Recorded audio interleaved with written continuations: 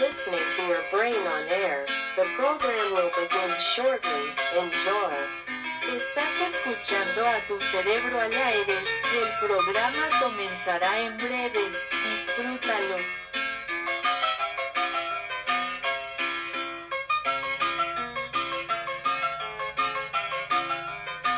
Good afternoon, everyone. Welcome back to Your Brain on Air. I am your host, Ollie Vogt Larson, and welcome to the 100th episode of the show. I mean, I can't believe we've made it, ladies and gentlemen. To celebrate and to show my appreciation to all you viewers, I am inviting you all to a pizza party tonight at Jennifer Aniston's house. I will see you there. We will have thousands of dollars in pizza, hot dogs, and my dealer, it's the same one that got Prince's Vicodin. I had to run all over Minneapolis for this shit. This weed is banger. This'll have you on the floor of Paisley Park like in no time. Trust me. Go wake him up, the Short King. I want him to be singing Raspberry Beret for this 100th episode. It's been 10 years this coming April since we've lost the Minnesotan legend Prince Rogers Nelson, if you're not aware.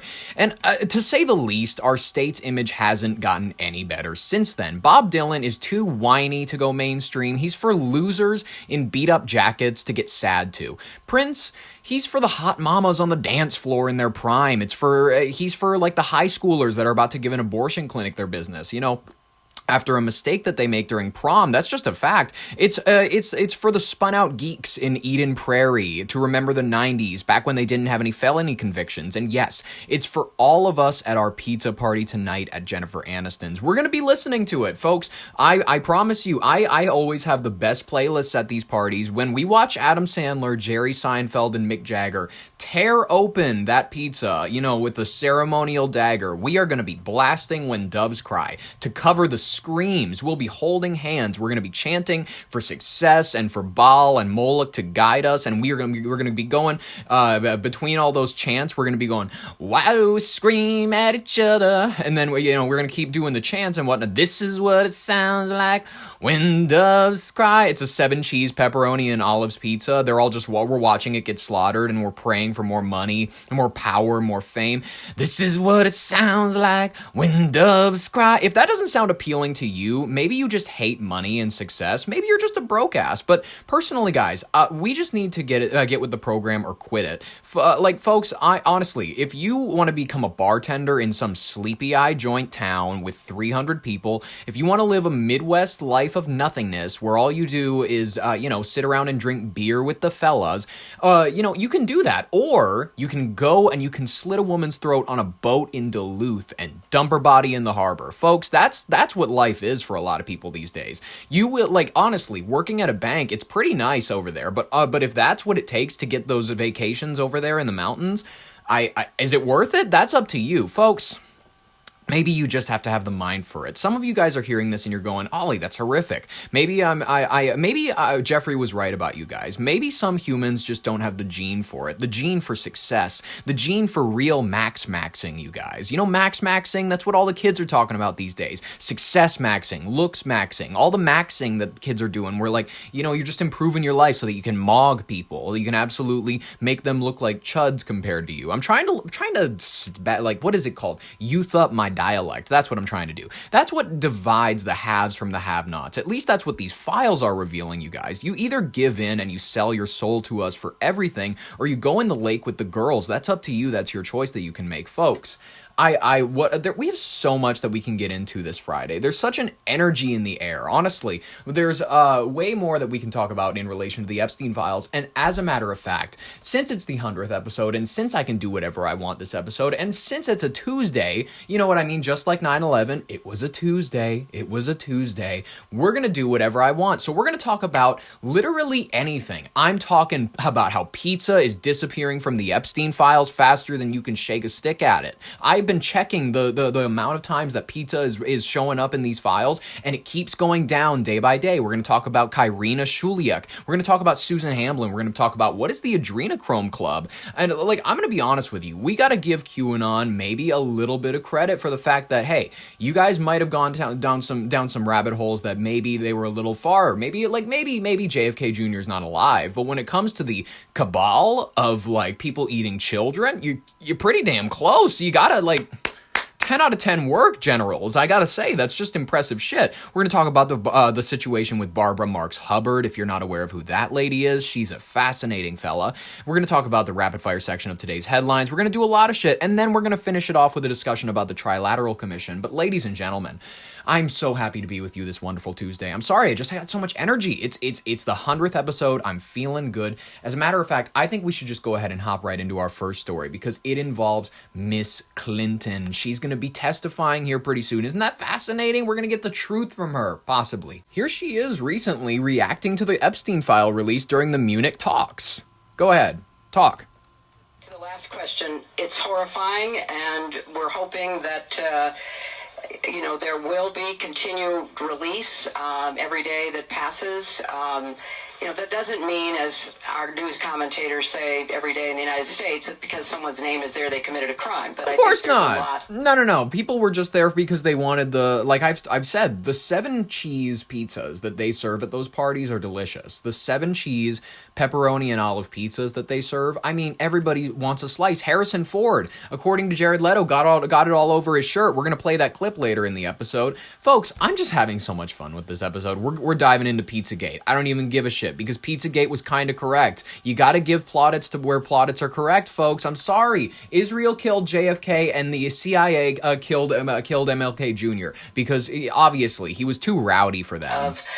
Very troubling and really horrific information coming out today. It came out that Steve Bannon was trying to get Jeffrey Epstein to help him overthrow Pope Francis. I guess that was part of the civilizational true conservatism. So it is something that needs to be totally transparent. I've called for many years for everything to be put out there so people can not only see what is in them, but also, if appropriate, hold people accountable. We'll see. If appropriate, hold people accountable. She's speaking out about the Epstein testimony. She's got a lot to say as of late. I think she realizes, once again, she's never going to be the president. She's never going to ascend any higher in this thing that we call the ladder of power. So what is she going to do? She is going to spend the remainder of her years where she'll sit like the crypt creeper. The crypt keeper? I think it's keeper, not creeper. I think it's the crypt keeper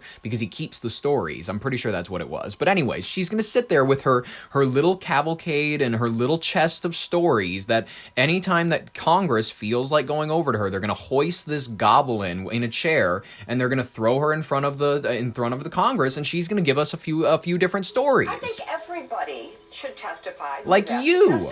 I just want it to be fair. I want everybody treated the same way. That's not true for my husband and me because other witnesses were asked to testify. They gave written statements under oath. We offered that. They want to pull us. Why do they want to pull us into this? To divert attention. Your bigger figures. I think no. I agree. Yes, it's to divert attention from President Trump. President Trump should also be called to testify. He should also be called to testify in front of Congress. I think you all of you boomer fucks should be hoisted in front of Congress. And boomer, I'm not using boomer as a pejorative to be like, okay, dismiss the whole generation. It's just they belong to the boomer generations. I call, when Gen X people are acting up, I say, shut up, latchkey generation. When millennials are acting up, I tell them to shut up. When Zoomers are acting up, I tell them to shut up even harder because I'm one of them, so I have authority with them. Both have repeatedly denied any wrongdoing related to the late sex offender Jeffrey Epstein. So, are we really going to get anything new from this? I don't think so. She's going to be hauled in front of Congress just like her husband. And what are they going to say? We hung out at parties. We didn't really know who we were around. Yeah, we took pictures. Yeah, it looks uncomfortable. Yeah, we flew on his plane once or thrice. But who even cares? Who even really gives a shit? That is going to be the ultimate answer in front of Congress, and they're kind of right. Ultimately, Bill Clinton and her are old news. Admittedly, should we throw them in a cell for the rest of their lives? Probably. I don't know what they've done, but they probably should be. Just given the rumors that swirl around these people, the multiple deaths and whatnot. Like, should it just be like, maybe if we can find even a smidgen of evidence that they had anything to do with the deaths, relating to the people who apparently hung themselves and then had gunshots in their abdomens. That was, it's bizarre. It's strange. Folks, we need to talk about this. Our first major story is going to be about how pizza is disappearing from the Epstein files. Back on February 1st, there were 911 results for pizza in the files directory. The next day, February 2nd, 909. The day after that, 859. The day after that, 832. And I'm guessing that you're going like, oh, that was near the start of the month. How many are there now? If you check today, there are currently 819 results for pizza in the file directory. They are scrubbing it. As a result of them scrubbing it, I'm going to explain Frazzle Drip, the Anthony Weiner's laptop situation, and the apparent snuff video of Hillary Clinton that she allegedly took part in. Not to say that I believe it, I just love talking about things that are out there. I learned this from Trump. He goes like, hey, I don't believe this, but this is something people are talking about. This is just something people are saying. People are saying Frazzle Drip. It's Frazzle Drip. What is Frazzle Drip, folks? I've been hearing about this video. It's apparently something from 2018 communities, particularly extensions of Pizzagate, QAnon narratives. It claims the existence of a horrific snuff video allegedly discovered on Anthony Weiner's laptop during the 2016 NYPD investigation related to his sexting scandal. This is, according to the theory, the video depicts Hillary Clinton and her aide, Huma Abedin, Yeah, we're gonna go with Abedin, engaging in a satanic ritual where they torture, murder, and mutilate a young girl, including wearing her face as a mask to harvest while harvesting adrenochrome, a supposed elite drug derived from terrified children's blood. This is apparently produced in the child's blood while they're terrified, because adrenochrome, adrenaline, it's related to the adrenaline system.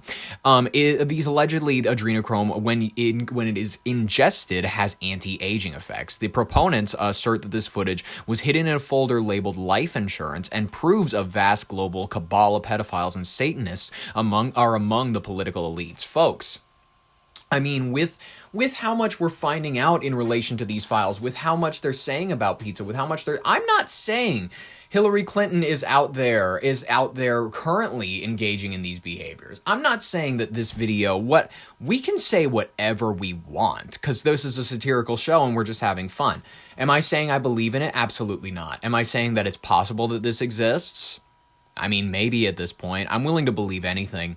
I'm willing to believe anything at this point. If you put forward enough evidence for it, I will believe it. That's just a fact. Okay, the name apparently Frazzle Drip, or frazzled.rip, supposedly comes from the file name of the video, and it quickly spread via anonymous posts on 4chan, YouTube, fringe websites, and gained traction through viral videos and social media shares. It is a huge theory that also expanded to include claims that the NYPD officers who viewed the video originally were so traumatized that several committed suicide or were assassinated to silence them. The counts of these, they cite often the real world mental health crisis in 2019 that hit the NYPD, where 9 out of 12 officers allegedly assigned to the Anthony Weiner laptop situation did take their own lives. A lot of these people, oddly enough, under suspicious circumstances, like we've said in the past, gunshots, while you were also hanging yourself. I don't know any person who would kill themselves like that. Maybe cops just know how to take themselves out the extra hard way. I don't know, folks. Frazzle Drip, it's not been proven real as of this moment. People are saying it is thoroughly debunked as a hoax. No credible evidence exists. Fact-checking organizations like Snopes, PolitiFact, and the Anti-Defamation League, as we know, the most trustworthy sources, have rated it as a false one. They're tracing its origins to a fabricated anonymous post on unreliable sites like Your News Wire, and no video has ever surfaced despite claims of it circulating on the dark web. Purported screenshots of it have come about in related sources. However, certain people are claiming for them to be doctored. Some people are saying that they are prank videos. They're like from a restaurant website. There are odd claims that people will do to debunk these. Are they debunked thoroughly? Maybe, you know what I mean? I need to see the video. I need to see it put in front. I need to see it unredacted. That's what I need. If you want me to believe that Hillary Clinton was engaging in ritualistic child murder, I need to see the video. Is that crazy to ask for? Like DOJ, I know that you're going to hear this. I mean, you've been tuning into my channel for the longest time to figure out if I'm a problem, and that's okay. I heard the jet fly over my house. Guys, a schizophrenic is talking. listen and learn. Folks, I want to get this clear. Official records from the FBI's review of the Wiener laptop, reveal only emails related to Clinton's server, no snuff film or ritualistic content. They are alleging that the officer's suicides in 2019 were publicly attributed by the NYPD to a mental health crisis in law enforcement. Unrelated to any video that they watched, and no whistleblowers or forensic evidence have emerged in recent years. So they're saying that its reality is stemming from a solely misinformation echo chamber, non-verifiable by any facts. Folks, did she do any of these things? I don't know. I really don't know. Is there a video of this that it actually exists? Present it to me. If you have any evidence of this existing, present it to me. I'd love to. Maybe we'll have a business email. We have 100 episodes at this point. We need to start fucking check the description. Maybe there will be a business email that you can email us to. If you claim to have this video, and then you're gonna send me some fucking website that's gonna give me a fucking virus, which will be chill. Well, folks, I don't know if it's real. You don't know if it's real. So I would just say this for the masses. Look at as much evidence as there is out there that exists and make up your own mind. I'm not going to impart any sort of knowledge onto you folks. Much like the Statue of Liberty imparts knowledge. Folks, the Statue of Liberty is not just a statue. It is for me, I view it as the occult symbols right in front of you. They're in plain sight. If you didn't know the Statue of Liberty, it was created by Frederick Auguste Bartholdi. He's a French Freemason back in the day. He said that the statue itself mirrors Lucifer.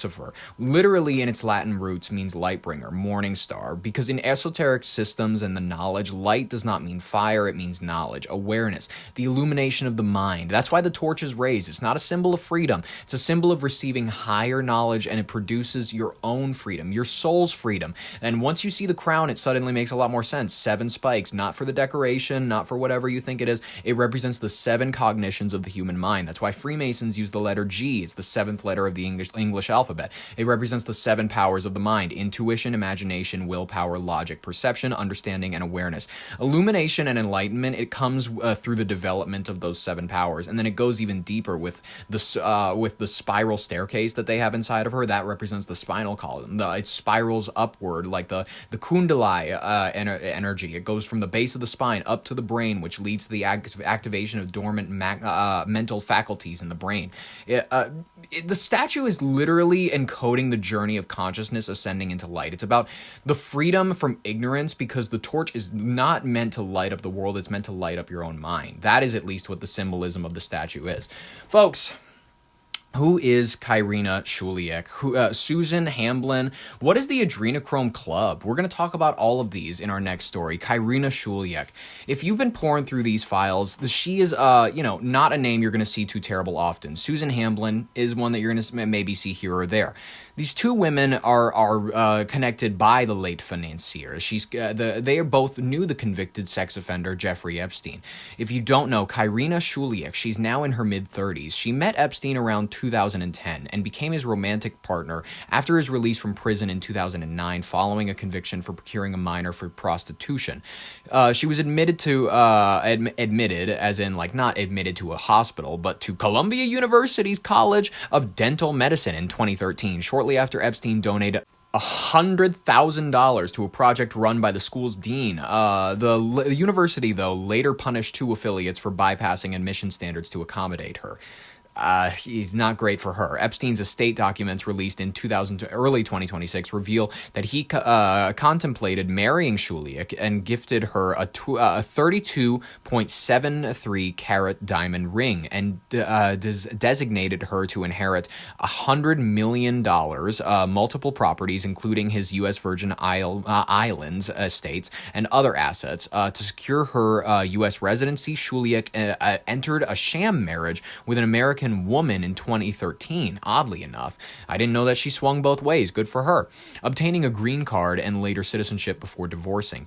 A lot of people are saying that she might have deeper involvement because people are saying, hey, who is this strange woman appearing on the island? Is that her? I will admit the face doesn't quite look right to me when I'm seeing these photos. Some Fringer claims are also saying that she removed children's teeth to prevent bites during the abuse. That is, I would like to say this, when it comes to the files, I haven't seen that email yet. I haven't seen any sort of relation to the idea that might have happened. I haven't seen any solid confirmation. These are just things that are swirling about that I need to let people know. Apparently, that's one of the allegations. She may have removed children's teeth to prevent bites. Susan Hamblin will cover eventually, but I'm gonna leave this video in the description if you would like to see this video yourself. If you don't know, when we saw these videos that were coming out in the Epstein files, there was one of him dancing with a woman in a red dress. They censored her out, oddly enough, as though she was a young girl or a victim. This turned out to be Karyna Shuliak. Let's see this video. We were all examining how they're dancing, their body language, the weird moves that they were doing in sync, and we just kept thinking, who is this and why is she redacted? And there were a bunch of guesses in the comments, but it's none other than Karyna Shuliak, Epstein's last known girlfriend. She was allegedly recruited over from Belarus in 2009. And in 2010, she took a cocktail waitress job from Epstein. In 2011, she tried to be independent and make it to dental school on her own with her own apartment. But less than a month later, he offers her $7,000, and she joins him and the Sultan for dinner. And by Sultan, I mean the guy who said he likes the torture videos. Yeah. She then faces immigration court. He steps in again. She can't get into dental school. He pays the donations to get her in. In 2012, we can see there's a lot of 50 Shades of Grey kind of emails going back and forth. He invites her to a Woody Allen premiere. She goes. In 2013, Epstein assists her with some immigration issues. She ends up marrying a Jenna Kalin. They have no wedding. It's purely transactional. Jenna is directed to wait in line from the bureau for the paperwork where Karyna was picked up from school. They sign it. Karyna goes back to school, and Jenna is shipped back to Epstein Island. The Kalin family, they received $700,000. with $175,000 for yearly expenses. Karyna gets her dental license, then begins building her office. She is also put in charge of redesigning Zora Ranch, the New York apartments, Epstein Island, and Palm Beach. Well, you need a woman's touch. That's the thing, is that if you're, if you're a worldly sex offender, if you're a business financier, you don't really have the eye for art. You don't have the eye for, let's say, interior design. You need a woman's touch. I understand entirely why he went, let me go ahead and let's marry this one broad. I don't know, where did they say she was from again? I don't even care. Somewhere Eastern Europe, a notoriously evil part of the world. She, comes on over and he says, decorate my mansion, decorate this area. I think Ghislaine Maxwell started off very much as this sort of a worldly woman that I can consult for which vase I put my stuff in. And then eventually she might have not even realized that it was going to the sex offender stuff, but it started to head towards the sex offender stuff. You never know. What I'm saying is that I think that's how a lot of these women first started off, is you have to pull them in first. You don't start with the sex offender stuff. You don't start by saying, hey, help me build a ring of child sex operations. Don't start with that. You go, hey, I got this nice little, you might have known about it. It's the largest single, it's one of the largest single residencies in all of Manhattan. And I need some girl with a beautiful eye like yourself who's able to, you've got style, you know what I mean? Why don't you come on over to my nice little townhouse, and then you can decorate it some, and you can talk to the staff, you can get to know the girls very well, and then that's where you start, and then you see if they're uncomfortable with your staff, then you go oh yeah, are they uncomfortable with the idea that fucking for some reason the people who are handing out towels to billionaires are 13? And then if they don't have a reaction, that's when he immediately goes to all right, now do you want to be my assistant? Now do you want to work for me? He has to test out the level of comfortability of these women, and oddly enough, these women sign off. I don't understand it. 2019, Karyna sends some very impatient emails to divorce, and Jenna Kalin seems more hesitant but agrees. On July 6th, literally hours before his arrest, Epstein emails to confirm that Jenna and Karyna's divorce was finalized. It was one of the last emails he ever sent. Karyna was named on his will, his estate, and a 33-carat diamond ring. Everything I'm saying is alleged. Allegedly. Well, okay, allegedly. We're gonna use that because we want to protect ourselves and whatnot. Susan Hamblin, we don't have to use allegedly for this. She did work as an assistant to Epstein in the 2010s. She managed aspects of his daily operations and communications. She appears in the newly released Epstein files, including a 2014 email where she allegedly wrote, "I give you permission to kill him," in reference to an unidentified person, sparking online speculation about threats or cover-ups. Another email in the files discusses two foreign women purportedly strangled and buried at Epstein's New Mexico ranch. I mean, what else are you going to do? With unverified claims attributing the message to Hamblin. Apparently, she was the one sending it saying, "Hey, we killed these two broads. Are you chill with that?" In 2020, Hamblin successfully sued the British tabloid The Sun for libel over false allegations linking her to Epstein's abuse scandals, resulting in an apology and damages. Beyond her Epstein ties, Hamblin has a professional background that includes roles in music education and pharmacy, and many circles amplify her involvement to portray her as a key enabler in supposed elite crimes. Her current location is not publicly known, much like Karyna Shuliak, adding to the mystique that she holds online. Folks, she's taken a hike because she knows what's good for her. She understands that, hey, I made out good when I did, and the fact that he's living in Tel Aviv, I'm lucky if I never see him again. I'm lucky if they choose never to make any nuisance of me, folks. I don't know whether or not the Adrenochrome Club is real. It is a term that we are hearing about more and more because it's out there. We need to address how weird it is that people are admitting to using skin products that have sperm cells in them. Some people are using these treatments that involve baby foreskin from Koreans. If you don't believe me, this is Sandra Bullock on The Ellen Show. Go ahead. You know, and it pushes through the skin and ruptures the collagen, and then boosts it. You look like a burn victim for a day, but then it pushes. What are you pushing into the skin, Sarah? Sarah? Carrie? What are you pushing into the skin? Well, you push in whatever the facialist would like to insert into your pores. But what is it? It is an extraction from a piece of skin that came from a young person. A young person? Far, far away. What? And they somehow figured out how to extract. It's foreskin from a Korean baby. That's what They're laughing. They are literally laughing. They're laughing that it's foreskin from a Korean baby that this woman uses to keep herself looking young. Okay. Who comes up with this? I don't think. It's not like I'm lying there with little pieces all over my face. It's like. What the fuck? Who thinks of collecting it and having it for, we'll do something with this someday. And why didn't we come up with that? I'm sure that you did. Folks. Ellen, listen, guys. Ellen is not the only thing that makes people suspicious that the Adrenochrome Club is a real thing. People, if you don't know about the Adrenochrome thing, QAnon and Pizzagate, they were the first ones to hop on it, quite frankly, with the internet age. They were the first ones on the global elite cabal, including politicians, celebrities, and billionaires. They harvest adrenochrome from tortured children's blood for rejuvenation or psychedelic highs. Adrenochrome itself is a real compound that is formed by oxidizing adrenaline. Studies have repeatedly shown that the rejuvenating or psychedelic effects are minimal to negligible. The theory itself is, it gets its kind of roots, if you don't know. It's referenced in Hunter S. Thompson's Fear and Loathing in Las Vegas. It was also films like The Sound of Freedom.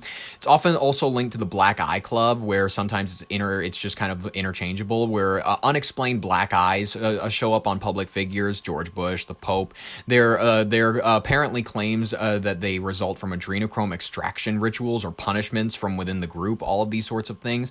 When we see clips like this that are on Ellen, and I'm just going to play it, knowing what we know now, when we watch these moments of, is this Jared Leto? Yes, this is Jared Leto. God, his 2010s look with the long hair and whatnot, I hate it. It's so unnatural. It doesn't look right. I like him with his cut up hair. You know what I mean? When you watch this clip, it just doesn't feel right. Knowing what we know from the Epstein files, it doesn't feel right. I'm very happy. Look how happy everybody is.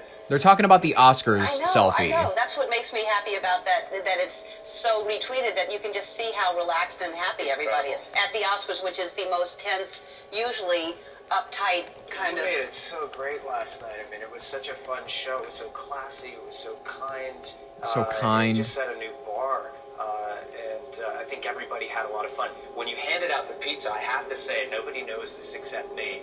And when you handed out the pizza, and he knows that, so I think he'll be okay with me telling this story. But when he handed out the pizza, Harrison Ford grabbed a slice. He was very hungry. I saw him take a big bite and looked over my shoulder, right down his shirt. Yeah. Talking about how he got sauce all over his shirt, man. I took the pizza, and of course, what did I do? I handed it to my mom. Oh, But very sweet. she's too smart to eat pizza in a gown, so she was like, I'm going to wait for a little bit. No, Harrison told me actually at that, he told me that he dropped it all did down. he? Yeah, he actually pointed it out. I didn't see it, but he said I dropped it all down my shirt. All down his shirt, yeah. Yeah. He went back and he tried to clean it up, and then I think I just saw him leave. Yeah. No, I knew he'd have the munchies. I knew for sure Harrison was good. I love it. I love it. And then you look at all of the weird symbolism around the Wilson kind of looking hand symbol. It's a bloody handprint looking thing that many of these people, they wear a hoodie. All of them, for some reason during COVID, got this hoodie that had this massive blood print all over it. I'm just saying, folks, when you look beyond the things that there are before you, when you look at deeper symbolisms, they sort of, it's on your money. It's on your money. It's everywhere. I mean, sorry, the homeless schizophrenics, they kind of understand it. They get it deep. I actually have a clip right here.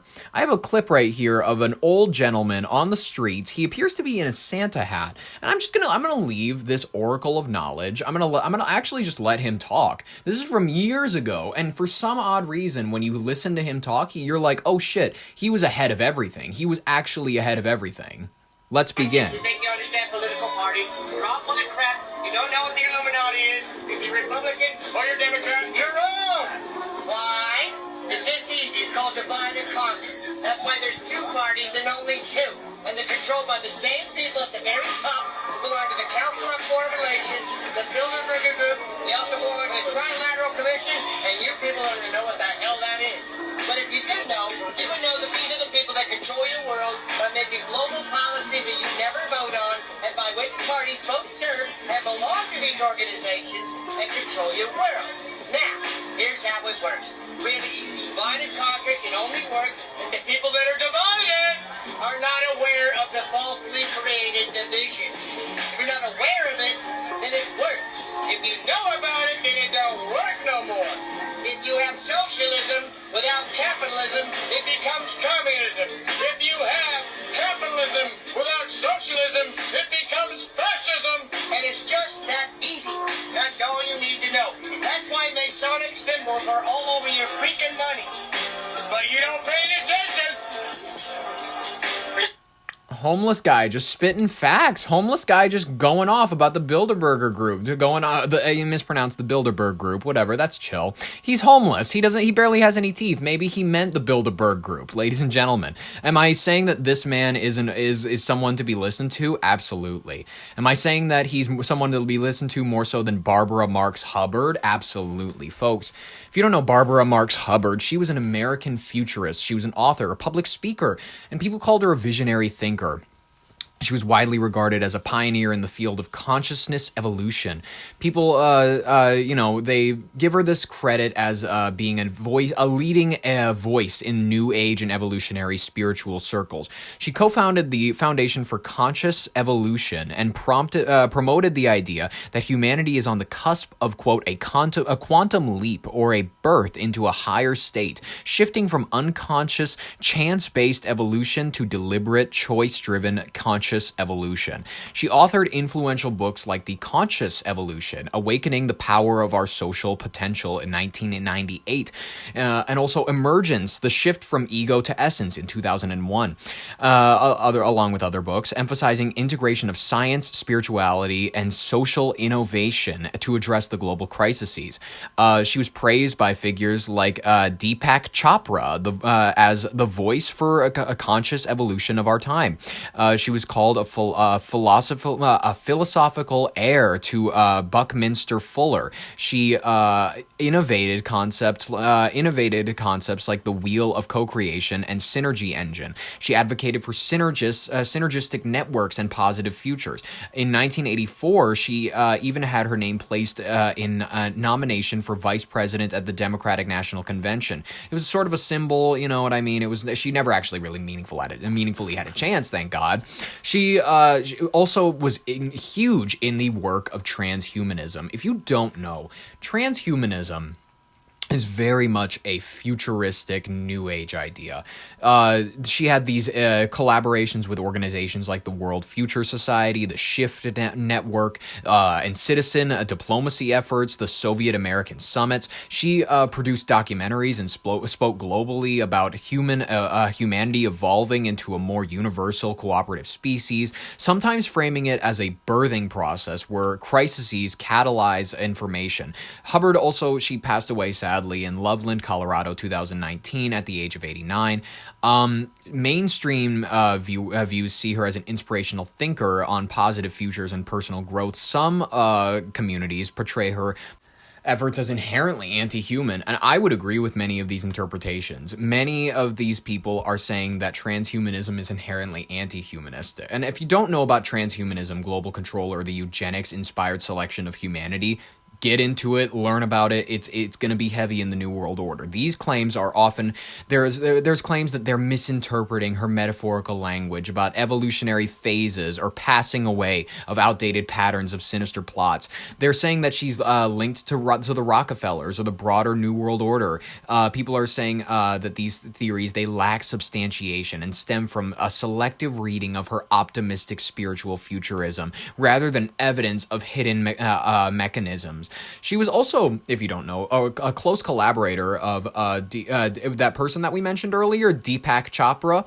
He was repeatedly praising her as a voice of consciousness and for evolution in our time.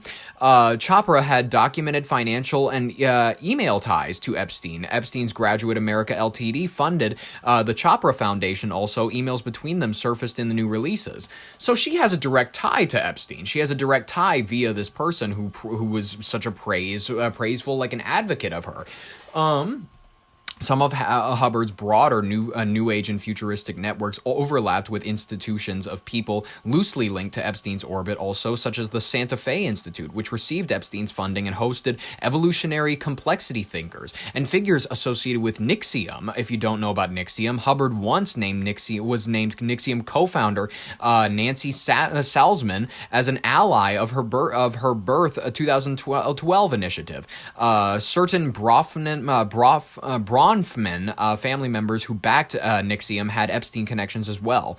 Folks, I want to play you a clip of her at the Consciousness Evolution Our Next Stage conference. And this is just, I don't know if it's a slip of the tongue. I don't know if it's her being goofy. I don't know if it's her having an old lady moment. But whatever it is, it feels dark. Let's go. But what I realized is we are the first species on the face of this earth to be aware of evolution, to be aware that we are affecting our own evolution by everything that we do. The babies we eat, the food we eat, the what? Roll it back. That we do. The babies we eat, the food we eat, the wars we fight. We are the first species to begin to understand not only are we aware of evolution, but we are evolution. What was that? The babies we eat. I understand it might have been a slip of the tongue, but she didn't even have anything to say about babies after that. She didn't have anything like to say, the babies we raise, or she didn't have anything. She just said the babies we eat. Evolution. To be aware that we are affecting our own evolution by everything that we do. The babies we eat, the food we eat, the wars we fight. The wars we fight. We are the first species to begin to understand not only are we aware of evolution, but we are evolution. What? This is what happens when you don't have God in your life. I'm sorry, I'm not a Christian, I'm not a person that is, like, spiritual by any means, but this is like what the nuts who get too far into, like, hey, maybe humans are God. Maybe there is no God, so we can just do whatever we want. Maybe there is no limit on consciousness. Maybe there's no limit on what we can do to other humans because God, like, we are God. We're the closest we'll ever get to God. In person. And when you really think about it, do you think? Our beings are a resume of the entire story of creation. What? From the original flaring forth, as Brian Swim called it. The original flaring forth. What is this lady fucking on about? I don't understand. Folks, I don't understand what she was up to. I don't understand. I think that she was an old kook, quite frankly. She sounds like a bit of a nut to me. I mean, I'm a bit of a nut. I'm the one researching a lot more into these Epstein files about how there might be a device, that makes us all schizophrenic, and they might be using it on you as we speak. Do you not know about this? Does anybody know that there is a device that they have apparently been discussing in the Epstein files that they say can induce hallucinations? Let's look at this. Interferes with their central nervous system. No, not in the middle of the video. Reset. If you go to the e-library and you search up EFTA 000804775 and click the only document, there is a document sent to, it seems like, some pretty important people. U.S. Attorney General's Office for Southern New York. And within it, there's this clause that says they have transmitters that can send a signal of RF, which is radio frequency, audio and video, that are used to make people receive the signal in a way that interferes with their central nervous system. They can cause tactile, auditory, and visual hallucinations, and they can even drive people to commit suicide. So with just frequencies, they can induce schizophrenic symptoms, they can encourage suicide, they can make an area or a room dampen your cognition. As an electrical engineering student interested in RF engineering, this is absolutely insane. You should have RF detectors is what you should do, radio frequency detectors, to see if anybody is fucking with you. Because those, according to radio frequency waves, walls are essentially invisible to them, so it just passes right through them. Folks, there's a lot that we can go into, a lot we can delve into, but I think we should take a break for the rapid fire section of today's headlines. There's a lot you need to know, a lot that we could cover that I'm not going to be able to get into because we're going full conspiratorial because it's the 100th episode. So I'm gonna savor this moment for actual legit news that's going on in the media that, it's not on the fringes. Okay, folks, let's begin. U.S.-Iran nuclear diplomacy advances in Geneva. U.S. and Iranian officials reported progress in indirect talks in Geneva aimed at reviving nuclear negotiation frameworks, with both sides agreeing to general guiding principles for future discussions, despite major disagreements persisting over missiles and regional proxy forces. Folks, good to hear on that front. Ukraine-Russia peace negotiations have resumed. Also, senior officials from Ukraine and Russia met in Geneva for a third round of peace talks ahead of the 4th anniversary of Russia's full-scale invasion. With U.S. mediation, diplomacy was underway. Skepticism remained high about reaching a breakthrough given the continued hardline positions and disagreements on security guarantees. Definitely so. There is a death of U.S. civil rights leader Jesse Jackson. If you don't know, Reverend civil rights activist and two-time Democratic presidential candidate Reverend Jesse Jackson has died at the age of 84, prompting tributes and reflections on his decade-long impact in U.S. politics, racial justice, and progressive movements. God bless the black brother's soul.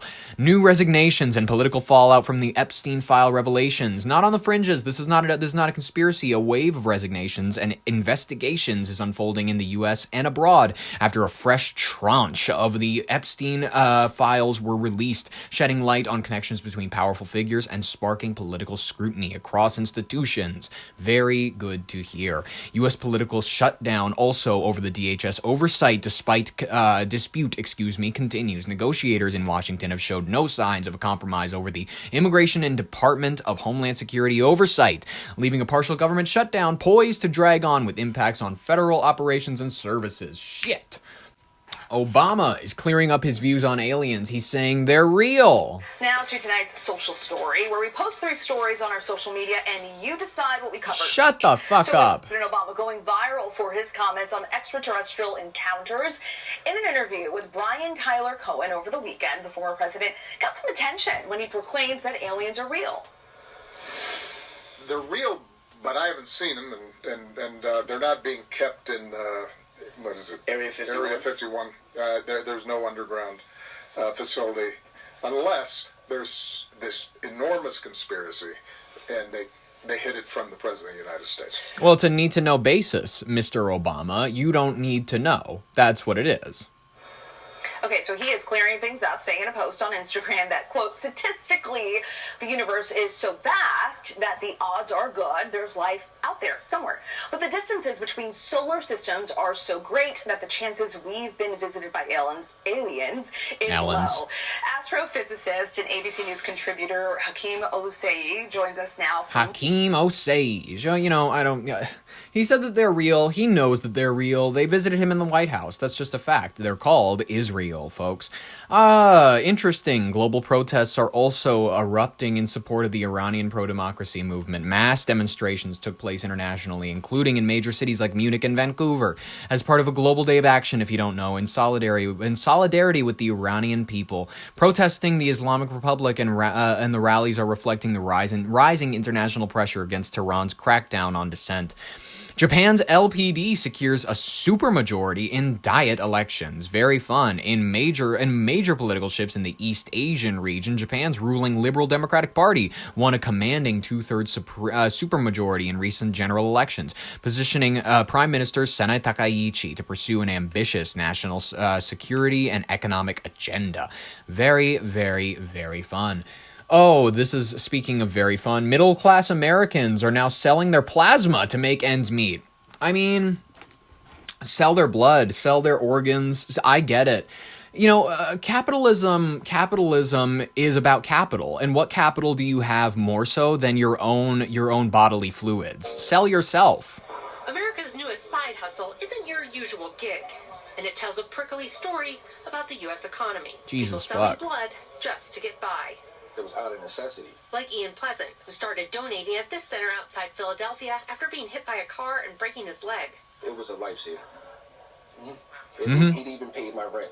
A lifesaver for him and the patients on the other end, with researchers saying the U.S. provides around 70% of the world's plasma.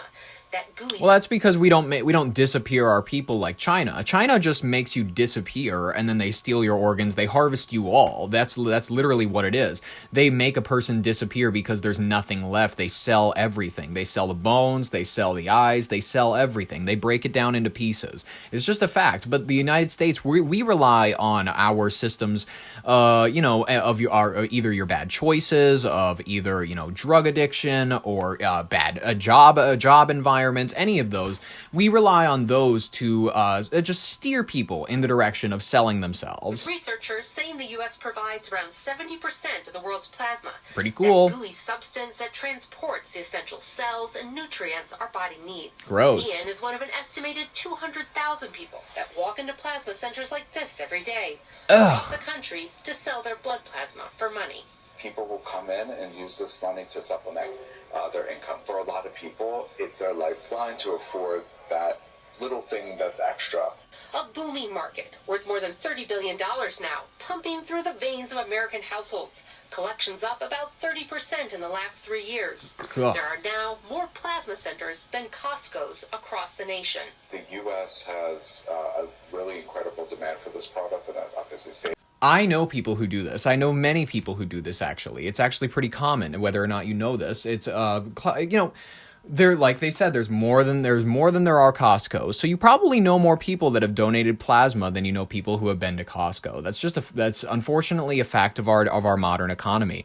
Okay, we'll cover this as our final headline. We just received the 4th Nancy Guthrie note.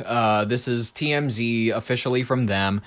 Of course. Are we going to be looking for her for years to months, like the one investigator said?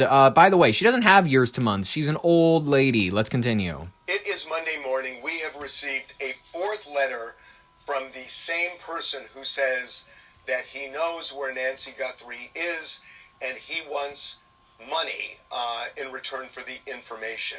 Essentially, he wants the reward. So, I have something to say to you, and I have already talked to the FBI about this, that if you are not real, you're committing a crime, and you should know that. And this is a serious federal crime. If you are real, this is the fourth letter you've sent, and I should tell everybody that in this letter it says, I know what I saw 5 days ago south of the border, and I was told to shut up, so I know who he is, and that was definitely Nancy with them. This is the second time he has referred to more than one person involved in this. He said there was a main person and there are others, and he said it here. He is saying that Nancy was taken to Mexico. Now, this is what he's saying. I'm not going to vouch for him, but this Take the bitch to Tijuana. She might like it. Fourth letter, we have sent them all on to the FBI. And he also says one of the reasons he's worried about coming forward is he has a record. He has a burglary on his record from 10 years ago. That'll narrow the search in Mexico. I don't know if you're real or not if you're watching this. But if you are, and I have told the FBI that we're going to do this, they know this, that if you're worried about getting this money, and you really do have this information, send it to us. You're sending us these letters. Send it to us. We will forward it to the FBI.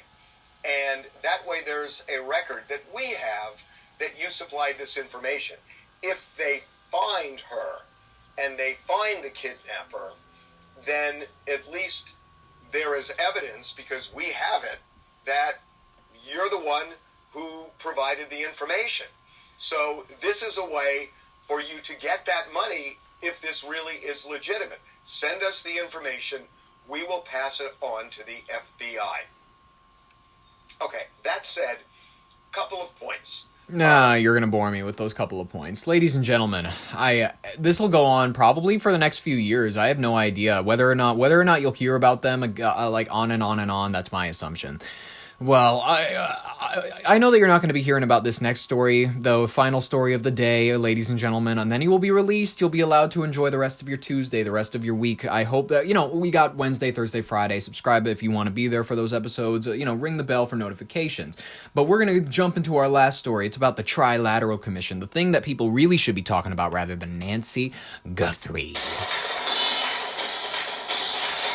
What is the Trilateral Commission? What are the conspiracies around it, and how are they true? Folks, if you watched the recent Bannon interview with, not recent, this happened in 2018, 2019 or something. It was released recently with the triage of Epstein files, the absolute dumping that we've received. And I went through, and he talks about joining this organization called the Trilateral Commission. If you're not aware of them, we are going to get into them briefly, but I'm just going to let Epstein talk just for a moment about what exactly this thing is, where it correlates, whatever, just like his read on the situation.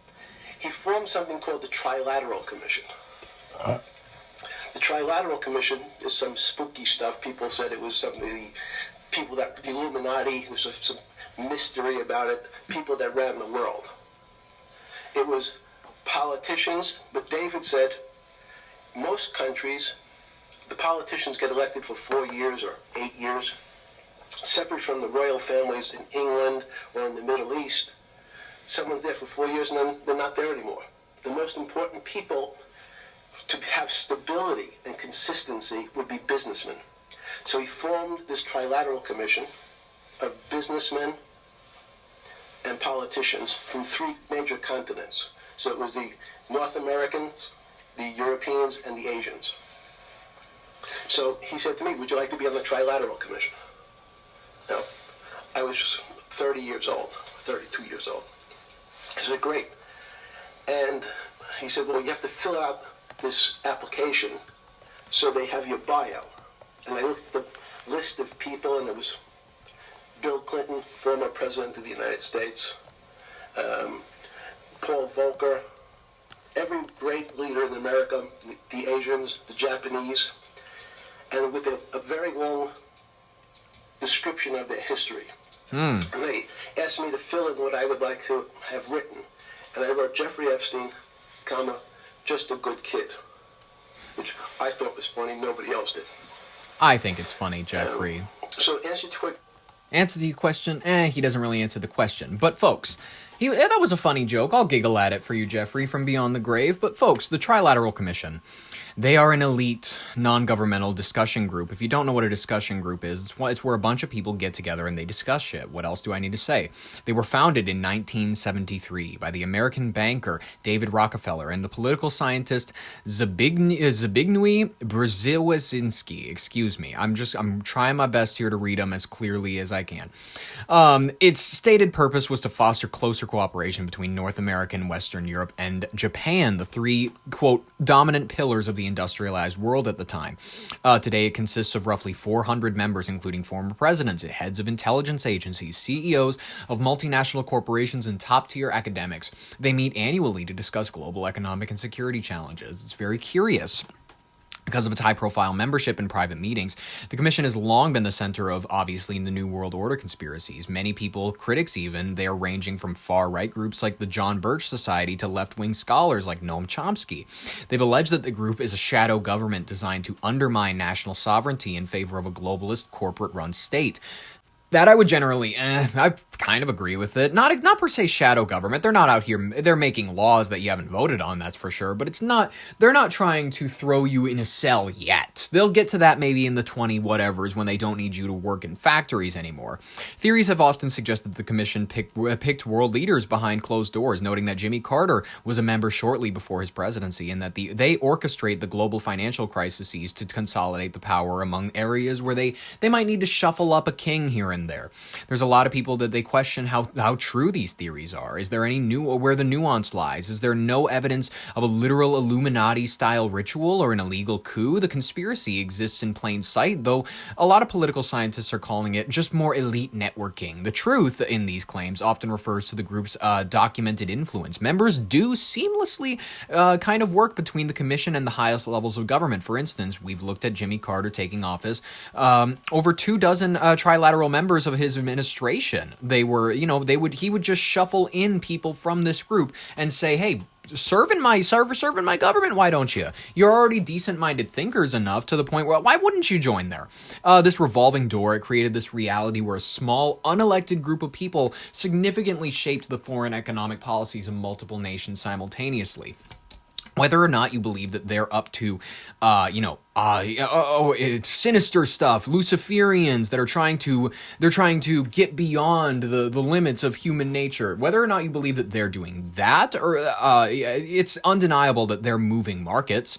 Many of the Commission's own published reports have provided fuel for critics. In their 1975 paper, The Crisis of Democracy, the group famously argued that an excess of democracy was making countries ungovernable, and it suggested that some level of public apathy was necessary for stable society. To many, this was a true admission of their anti-populist agenda. Recent leaks, such as in the Epstein files, have also shown that individuals like Jeffrey Epstein were members, reinforcing the public's perception of the group that serves as a protected social club where the ultra-wealthy can bypass legal norms and political boundaries to broker power.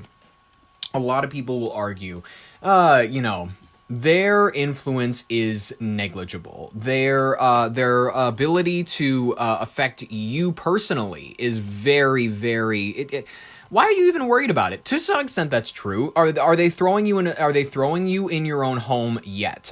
No, not really, thank God. We don't have to worry about them stealing our freedom entirely yet. We don't have to worry about being trapped inside our own homes as of yet. The Trilateral Commission is not a myth. There's no conspiracy theory surrounding it. Jim Tucker of American Free Press has been covering the meetings of the Trilateral Commission for 25 years. But it's very interesting. A lot of people for years denied that there was a Trilateral Commission. They pretended that it was some sort of a conspiracy theory. But what it does indeed represent the interests of the international financial elite, particularly elements in the sphere of the Rockefeller family in particular. It's basically a creature of David Rockefeller and his banking empire. Now, what is most interesting to me about the Trilateral Commission is that back in the 1970s, there was a book issued under their imprimatur entitled The Crisis of Democracy.